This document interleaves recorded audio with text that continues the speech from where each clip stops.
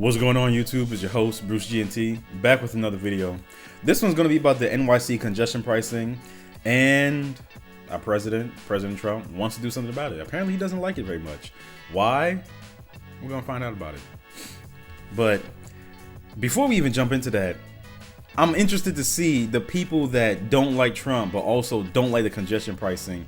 What are they going to say? Because look, we got to keep it a stack, we got to keep it a buck. There's a lot of people that are outwardly saying they don't like certain things that they've been asking for a while.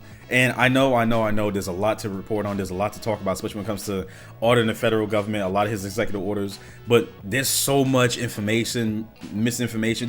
There's a lot that's really going on and that's like floating around out there when it comes to what's happening, that I'm really taking my time to sift through it to make sure that I'm getting nothing but facts. I'm a little bit about me. I like to make sure that I'm at least 98% sure I know what I'm talking about and I have all the facts. So when I speak about it, I'm not just talking on my ass.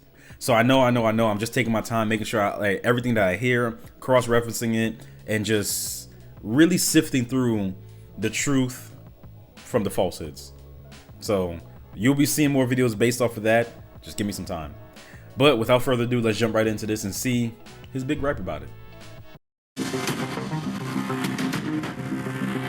Well, President Donald Trump is emphasizing his determination to kill off congestion pricing. He says it's hurting businesses, but that's not the only change he wants to see in New York. Let's get right to Good Day's Haley Fixler. She is live from Columbus Circle this morning with the latest. Haley, good morning. Hey, good morning, Dan Tashani. Well, Trump told the New York Post not only does he want to get rid of congestion pricing, he also wants to get rid of bike lanes. He says it's one of the biggest contributing factors to traffic in the city. Now, if he does get rid of congestion pricing, he says he'll do it through the Federal Department of Transportation. So here is what we know. Trump could reopen their environmental review process, which would put a hold on the tolling program. Another option for Trump to try and stop the program could include withholding a portion of the $36 billion five-year federal transportation funding to New York State. He continues to call these $9 tolls to get into the central business district, quote, destructive to New York. Now, Trump did have recent phone calls with Governor Kathy Hochul, but he has not gone into detail yet about what they've discussed. However, the president told the New York Post that he is hopeful the ongoing conversations between the two will lead to a mutually beneficial plan. Since the toll went into effect in January, the MTA has reported an increase of ridership on the subways, the buses, and the rail system. The MTA also says there's been a decrease of travel time for buses and commuters who still opt to drive. But Trump believes the tolls are hurting businesses. He told the Post the fact that traffic is down is a bad thing because then people aren't coming into Manhattan and they aren't spending their money here. Trump also says city leaders should focus more on safety and cleanliness on the subway, citing some recent violent events, including shovings, stabbings, and a woman who was killed after she was lit on fire on a train car. Now, Trump also warned that other federal grants could be at risk until congestion pricing is gone. But of course, we're just going to have to wait and see what happens next. Live in Columbus Circle, Dan Tashani. So a lot of points were hit on this, some of which are what I brought up essentially when it comes to people talking about the MTA and how they feel about it and their main gripes. Like I said, safety and cleanliness, some of the main things. They didn't really talk about being on time, but apparently per the MTA, you know, buses and everything like that have been coming more on time because of the congestion pricing.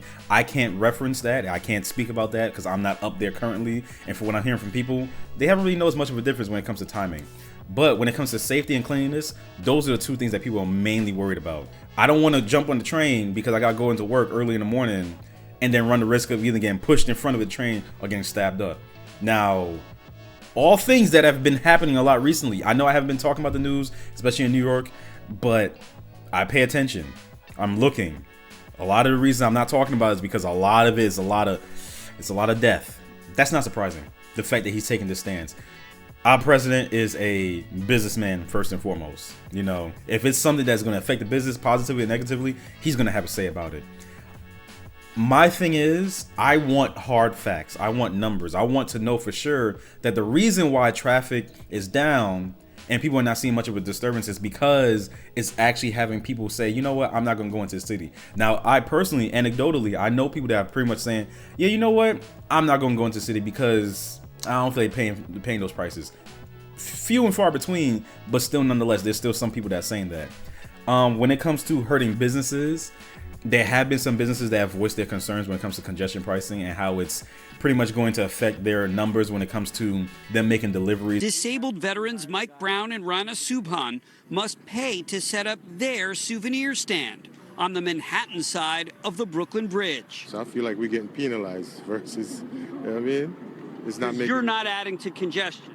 Definitely not. I have to be able to work wherever my clients need me. I have to earn a living. The president of Benz General Contracting has customers on Long Island, but many of his projects cross into Manhattan, and charging for estimates in the congestion pricing zone to cut some costs would likely cause clients to go with competitors. Now I'm making less because I'm working in those areas. My supplies are going to cost me more. My subcontractors are going to cost me more because they have to drive in. So it's not a simple $13.50 a day for me. It's, you know, it could amount to quite a bit of money. Robert Schaefer, president of Divine Brine Foods, sells on average 2,000 pounds of what he calls his prized pickles at markets, stores, and restaurants each week. We deliver about 2 to 3 days in the city and then in there on Saturday and Sunday. So it adds up. Add to it what businesses already pay in tolls, gas, and parking. It's coming in from every angle. Robert has reservations about what's to come. Look, my thing is this. Is it going to help with traffic, you know, congestion pricing, everything like that? Yes and no.